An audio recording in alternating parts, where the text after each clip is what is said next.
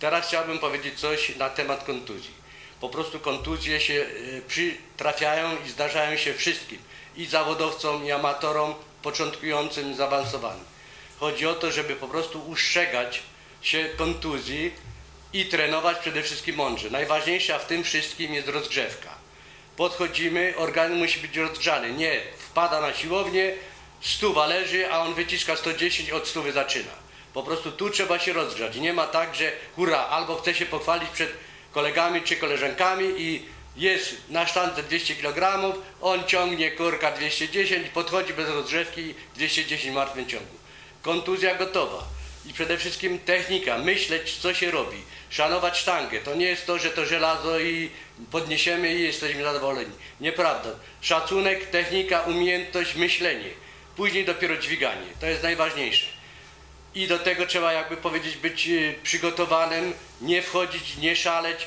Trening siłowy to nie jest takie, jakby powiedzieć, kopanie rowów. Tu weźmie łopatę, machnie 2 razy, wiadomo, że to nie jest tak za ciężko, więc się nie połamie, ale biorąc sztangę, przysiad, nie ma, że weźmie sobie już 200 kg bez rozgrzewki. Trzeba zaczynać od samego gryfu, od biegania, od rozciągania, delikatnie po prostu dużo rozgrzewki. Jak mamy rozgrzane, myślimy, technika, asekuracja i wtedy ustrzeżemy się kontuzji. Kontuzja to jest zmora oczywiście wszystkich, więc najpierw myślimy, potem podchodzimy i wtedy dopiero podnosimy. Sport siłowy, kulturystyka, czy dajmy na to trójbój siłowy, nie jest kontuzyjny, tylko musimy po prostu przestrzegać, bo to wiadomo, kontuzje się trafiają nie tylko sportowcom, idziemy, potkniemy się, źle staniemy, jest kontuzja. A jeżeli kulturystyka jest po prostu sportem najmniej kontuzyjnym, bo tu wchodzimy nie na duże ciężary, rozgrzewamy się i jest po prostu to myślenie nad mięśniem i jeszcze są ćwiczenia izolowane i tak dalej. Więc to kulturystykę możemy powiedzieć, że to jest najmniej kontuzyjnym sportem. Może być powiedzieć tak, jakby strongman. Strongman no to jest niestety, bo tam są ciężary ekstremalne i tak dalej, oczywiście zawodnicy przygotowani, ale weźmiemy takiego zawodnika, który nie myśli, podchodzi, źle to robi, nietechnicznie i taki chwyta kontuzję. Który myśli, podchodzi i wie jak to zrobić, na pewno nie złapie. Trójbój siłowy, no ci co trenują, no to wiedzą na czym polega, więc ci amatorzy powinni przede wszystkim uważać na to, żeby robić dokładnie technicznie, mieć asekurację i duże rozgrzewki. I sporty siłowe na pewno nie są takie kontuzyjne, jak dajmy na to piłka nożna, rugby, czy takie inne sporty kontaktowe. Nawet koszykówka, czy dajmy na to piłka ręczna, bo to jest sport kontaktowy. Tu nie mamy kontakt, mamy tylko z żelazem. Myślimy. Jeżeli myślimy, żelazo nam krzywdy nie zrobi. My możemy sobie sami zrobić, jeżeli to po prostu źle wykonujemy.